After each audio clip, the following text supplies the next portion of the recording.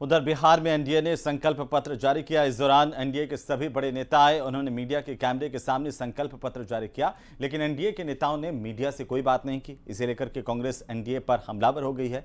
कांग्रेस के नेता देवेंद्र यादव ने कहा कि एनडीए के नेता मीडिया के सवालों से बचते दिखे। संकल्प पत्र जारी करने के बाद प्रेस से दूरी बना ली।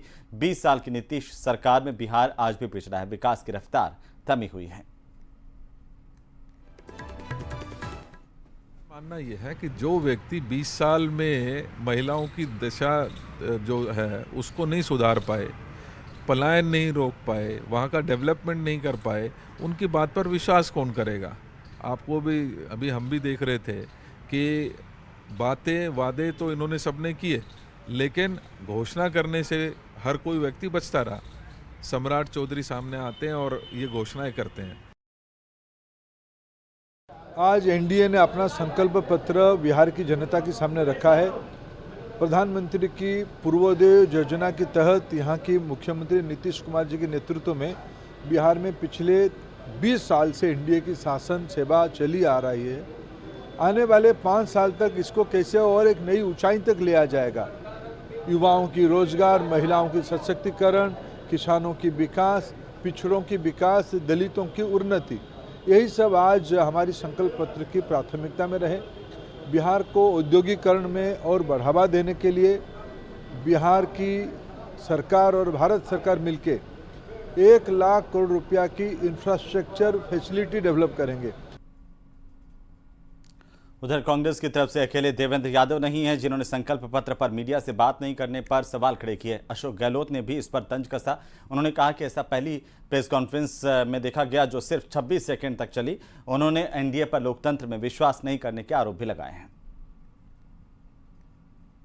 ये कहते 26 सेकंड का एक नेता लोग आए, उसमें अमित शाह जी भी और नीतीश कुमार जी भी, नड्डा साहब भी। 26 सेकंड। और बाद में उनके जो डिप्टी सीएम बीजेपी के नेता थे उनको एक्सप्लेन करना पड़ा। इसका मतलब है कि आप लोग क्या क्वेश्चन कर लेते नीतीश कुमार जी से, हिसाब पूछ लेते आप अमित शाह जी को या नड्डा साहब को।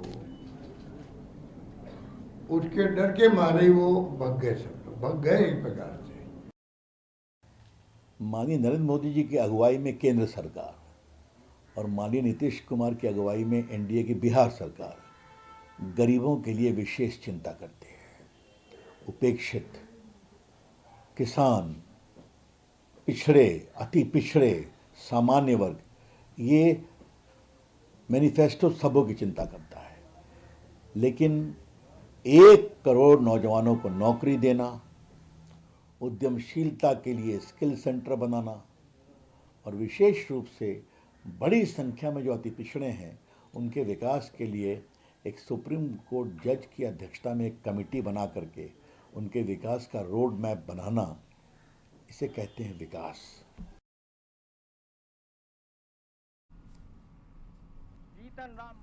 इधर संकल्प पत्र के दौरान प्रेस कॉन्फ्रेंस नहीं करने पर एनडीए की तरफ से सफाई आई। आरएलएम के प्रमुख उपेंद्र कुशवाहा ने कहा कि चुनाव का समय सभी नेता व्यस्त हैं, इसलिए लंबे समय तक बैठना यहां पर संभव नहीं था। आदरणीय सम्राट चौधरी जी हैं, किसी का शक्ति प्रेजेंट नहीं, उन्होंने आकर के जारी किया है। सब लोगों ने मिलकर, एनडीए ने, जिसमें नीतीश कुमार जी की उपस्थिति थी, सबने मिलकर इसको जारी किया है। हाँ, अभी चुनावी व्यवस्था है जिसके चलते कई जगह सब लोगों को जाना है, तो लोग जा रहे हैं, इसलिए अब वहाँ सब लोग बैठकर 1 घंटा समय लगाते तो उसमें अभी जो प्रभावित होता है। उधर वृंदावन में गोपाष्टमी के मौके पर आस्था और भक्ति का अद्भुत संगम देखने को मिला। सदगुरु रितेश्वर महाराज की नित्य पदयात्रा में हजारों श्रद्धालुओं का जन सैलाब उमड़ पड़ा।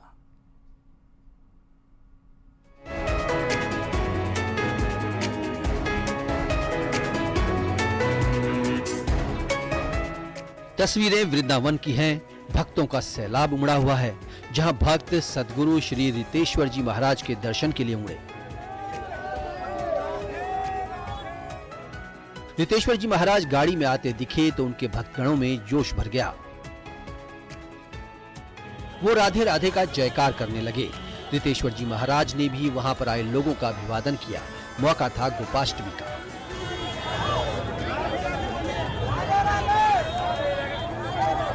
शाम 6 बजे पदयात्रा निकली महाराज जी की पदयात्रा में उनके साथ भक्तों का कारवां भी आगे बढ़ता चला गया। ये दिव्य यात्रा वराघाट से परिक्रमा मार्ग होते हुए यमुना जी के चीर घाट तक पहुंची, जहां भक्तों को गुरुदेव के दर्शन, दिव्य दीपदान और महाआरती का सौभाग्य मिलता है। गोपाष्टमी के इस पावन दिन पर पूरा वातावरण भक्ति रस से सराबोर रहा। हरिनाम की ध्वनि और गुरुदेव के दिव्य स्वरूप के दर्शन से भक्त आनंदित थे। रितेश्वर जी महाराज गोपाष्टमी का त्योहार हर साल वृंदावन में विशेष रूप से अपने आश्रम में मनाते हैं।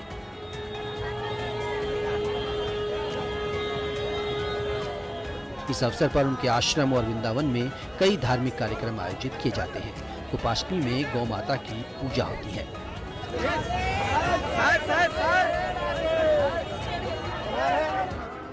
कार्तिक के महीने में देश भर से लाखों की संख्या में लोग वृंदावन पहुंचते हैं।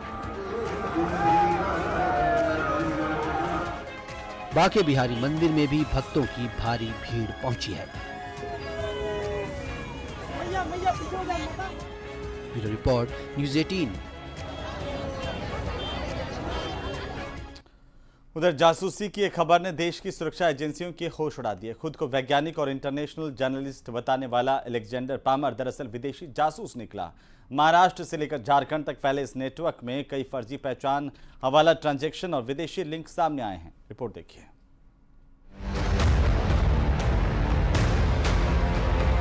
अपराधी कितना ही छिपने की कोशिश क्यों न करे, एक ना एक दिन कानून की फाइलों में उसका हिसाब जरूर लिखा जाता है।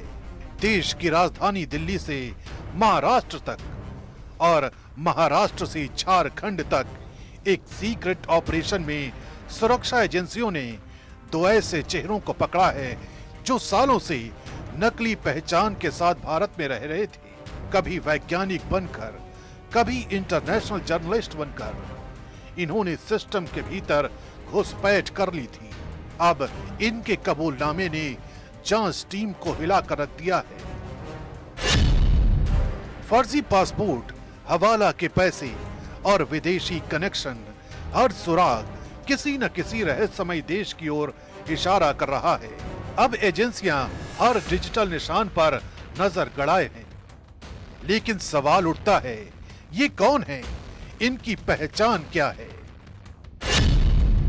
पहला नाम है आदिल अख्तर, जो खुद को साइबर सिक्योरिटी का एक्सपर्ट बताता था, लेकिन जांच में पता चला है कि आदिल विदेशी इंटेलिजेंस एजेंसी का ग्राउंड एजेंट बनकर काम कर रहा था। दिल्ली के एक इलाके में फर्जी पहचान के साथ रह रहा था और सरकारी ठेकों से जुड़ी संवेदनशील जानकारियां लीक करता था। दूसरा नाम है अलेक्जेंडर पाल्मर उर्फ अकबर कुतुबुद्दीन हुसैनी, ब्रिटिश नागरिक होने का दावा करने वाला शख्स जो मुंबई में बतौर पत्रकार कई सालों से एक्टिव था। आदिल की गिरफ्तारी दिल्ली के सीमापुरी इलाके से हुई, जबकि अलेक्जेंडर पाल्मर की गिरफ्तारी मुंबई के सौर आइलैंड में मौजूद एक फ्लैट से। इनके लैपटॉप, सैटेलाइट फोन किडनैपिंग के मामले को लेकर मुंबई से बड़ी खबर का पर्दाफाश हुआ है। इस मामले में एक पीड़ित महिला ने पूरी कहानी बताई, जिसके मुताबिक रोहित आर्या बीते कुछ दिनों से किडनैपिंग वाले ऑडिशन कर रहा था। वो बच्चों को किडनैपिंग वाले सीन का हवाला दे रहा था। यही नहीं, रोहित आर्या ने स्टूडियो हॉल के सीसीटीवी को भी ढक दिया था। यानी कि रोहित आर्या ने किडनैपिंग का पूरा प्लॉट तैयार किया था कि वो किसी थ्रिलर फिल्म की कहानी की तरह से है। ये रिपोर्ट देखिए।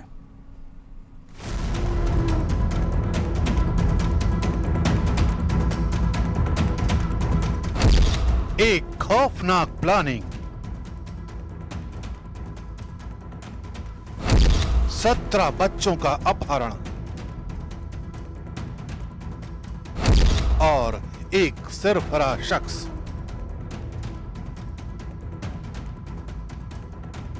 ये कहानी है मुंबई के पवई में चले उस ऑपरेशन की जिसने करीब 3 घंटे तक मुंबई की सांसों को थाम दिया। न्यूज़ 18 इंडिया आपको उस ऑपरेशन की कहानी दिखाने जा रहा है जिसने मुंबई ही नहीं, देश की धड़कन को बढ़ा दिया।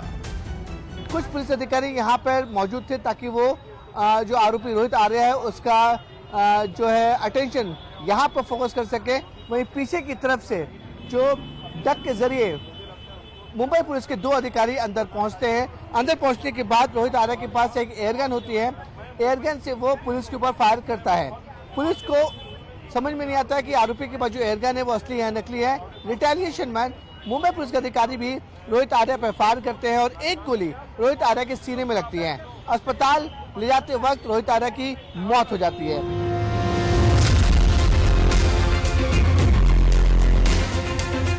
रोहित आर्या नाम का वो शख्स मौत की नींद सो चुका है, लेकिन उसने 17 मासूमों को कब, कैसे, किस इरादे के साथ बंधक बनाया, इसकी पूरी कहानी समझना जरूरी है। गुरुवार दोपहर करीब 12 बजे पवई के आर्य स्टूडियो में ऑडिशन के नाम पर कुछ बच्चों को बुलाया गया था। कैमरे, लाइट्स और एक्टिंग के बहाने सब कुछ सामान्य दिख रहा था, लेकिन कुछ देर बाद दरवाजे बंद हुए और बाहर की दुनिया से रिश्ता टूट गया और दहशत की पटकथा शुरू हो गई। मैं मर जाऊं या नहीं मर जाऊं, बच्चे अननेसेसरी हर्ट होंगे, ट्रॉमाटाइज डेफिनेटली होंगे। उसके ऊपर कुछ होगा तो मुझे पता नहीं, उसका जिम्मेदार मुझे ना गिना जाए, उसका जिम्मेदार उन लोगों को गिना जाए जो अननेसेसरी ये ट्रिगर कर रहे हैं, जबकि एक नॉर्मल कॉमन पर्सन सिर्फ बात करना चाहता है। मेरी बातें खत्म होने के बाद मैं खुद ही बाहर आऊंगा। मैं अकेला नहीं हूं, मेरे साथ और भी लोग हैं। कई सारे लोगों को ये परेशानियां है और ये मैं सोल्यूशन देने वाला हूं सिर्फ बातें करके। Please do not trigger me to do some harm to anybody.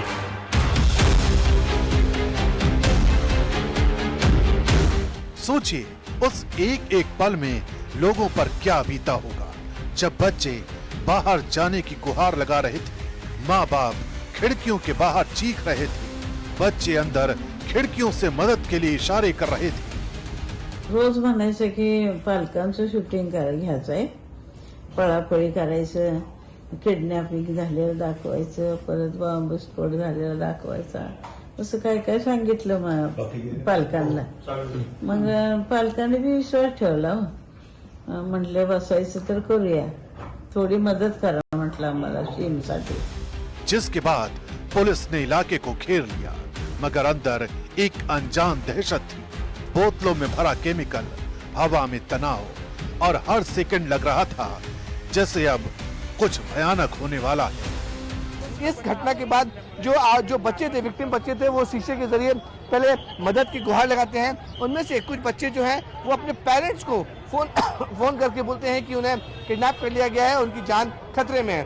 ये जानकारी मिलने के बाद जो मुंबई पुलिस की टीमें हैं वो यहाँ पर पहुँचती है, QRT टीम के साथ पूरी तरह से पहुँचती है, जहाँ पर पूरा ऑपरेशन किया जाता है। अगर मैं आपको तस्वीर दिखा सकता हूँ तो इस यहाँ से भी तस्वीर में आप साफ तौर पर देख सकते हैं जो QRT की टीम है, मुंबई पुलिस की टीम है, वो अभी भी अंदर मौजूद है। और जिस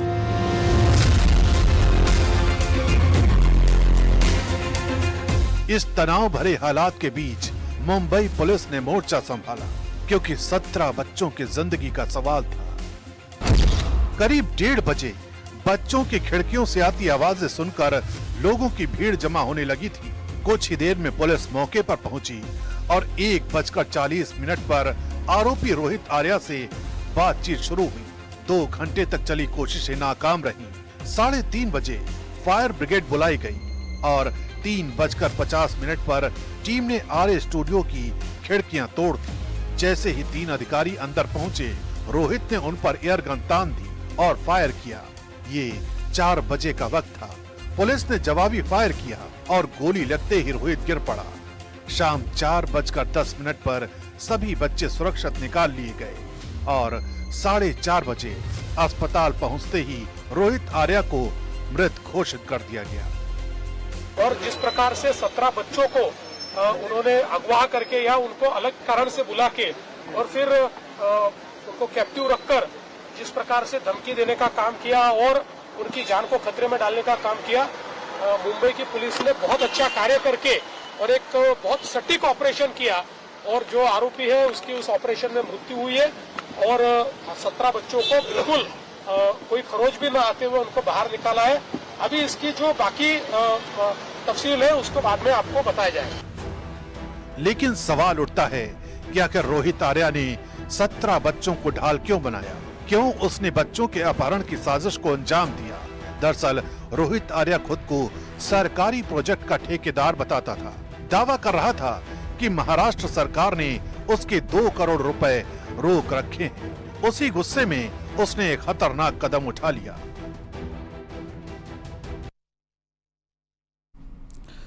उधर दिल्ली में मिसबा हत्याकांड से जुड़ी बड़ी खबर आ रही है, जहां पर गैंगवॉर में हुए मर्डर पर बड़ा खुलासा हुआ है। चेनू गैंग पर मिसबा की हत्या का शक है। सूत्रों के हवाले से बड़ी खबर, चेनू गैंग छोड़कर हाशिम बाबा गैंग में मिसबा आया था। सूत्रों के हवाले से यह सबसे बड़ी जानकारी, मिसबा ने 1 साल पहले ही चेनू गैंग को छोड़ा था। तो मिसबा हत्याकांड से जुड़ी इस वक्त की सबसे बड़ी खबर है। देर रात नॉर्थ ईस्ट दिल्ली के सीलमपुर में मिसबाह नाम के शख्स की गोली मारकर के हत्या कर दी गई थी। हमलावरों ने करीब 20 राउंड फायर किए, जिसमें से मिसबाह को 6 गोलियां लगीं। पुलिस के मुताबिक मिसबाह पर हत्या और लूट के कई मामले दर्ज थे और वो इसी साल जुलाई में जेल से बाहर आया था। पुलिस को मौके से 6 खाली खोखे मिले हैं। अब मामले की जांच शुरू कर दी गई है।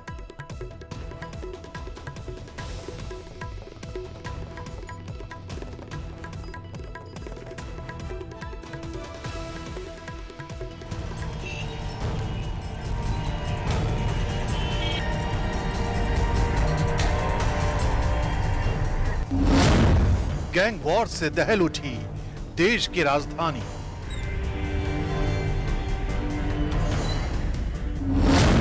सीलमपुर में बेखौफ होकर हत्या की वारदात। चेनू गैंग पर हत्या की साजिश का आरोप। दिल्ली के सीलमपुर में देर रात गोलियों की आवाज ने लोगों की नींद उड़ा दी। हमलावरों ने मिसबाह पर करीब 20 राउंड फायरिंग की और 6 गोलियां उसे लगी, जिससे मिसबाह की मौके पर ही मौत हो गई। दिल्ली के सीलमपुर इलाके में देर रात अज्ञात बदमाशों ने ताबड़तोड़ गोलियां बरसाकर एक शख्स की हत्या कर दी। इस शख्स का नाम मिसबाह है, जो इसी इलाके में जाफराबाद में रहता था, लेकिन ये बताया जा रहा है कि ये जो हमला है ये दूसरे गैंग ने किया है। घटना स्थल से 6 खाली खोखे बरामद हुए हैं। सीसीटीवी कैमरों की फुटेज खंगाली जा रही है। पुलिस के मुताबिक ये मामला 2 गैंग के बीच रंजिश का लग रहा है। पुलिस का कहना है कि आसपास के जो सीसीटीवी कैमरा फुटेज लगे हैं उनको चेक किया जा रहा है, क्योंकि जो हमलावरों की संख्या थी कितनी थी इसको लेकर अभी कयास जारी है। वहीं जो पुराना गैंग यहाँ पर एक्टिव है पहले से ही, उसको लेकर यहाँ पर पुलिस उस एंगल को भी जांच कर रही है कि क्या ये गैंग वॉर है, क्योंकि 2 गैंग के बीच की दुश्मनी एक बार फिर दिल्ली पुलिस के लिए परेशानी यहाँ पर खड़ी कर रही है, क्योंकि नॉर्थ ईस्ट दिल्ली हमेशा से पुलिस के लिए एक संवेदनशील जगह रही है। जिस मिसबाह नाम के शख्स की मौत हुई है वो कोई आम शख्स नहीं है। उस पर हत्या और लूट जैसे कई गंभीर मामले दर्ज थे। वो जुलाई 2025 में जेल से बाहर आया था। सूत्रों के मुताबिक पहले वो चेनू गैंग से जुड़ा था, लेकिन 1 साल पहले हाशिम बाबा गैंग में शामिल हो गया था। इसी गैंग बदलने की वजह से दोनों गिरोहों में दुश्मनी बढ़ गई थी। माना जा रहा है कि उसी पुराने गैंग की रंजिश में उसकी हत्या की गई। नॉर्थ ईस्ट दिल्ली में हाशिम बाबा और चेनू गैंग का नाम है और दोनों एक दूसरे के कट्टर दुश्मन है। यहाँ पर सूत्र बता रहे हैं कि जो मृतक मिसबाह है उसके ऊपर कई सारे मुकदमे भी दर्ज हैं और मिसबाह पहले चेनू गैंग में ही था और उसके साथ जुड़ा हुआ था, जिसके बाद 1 साल पहले ही वो हाशिम बाबा गैंग के साथ जुड़ा और इसकी वजह से उसकी दुश्मनी चेनू गैंग के लोगों के साथ बढ़ गई। अब पुलिस इस हत्याकांड की हर परत खोलने में जुट गई।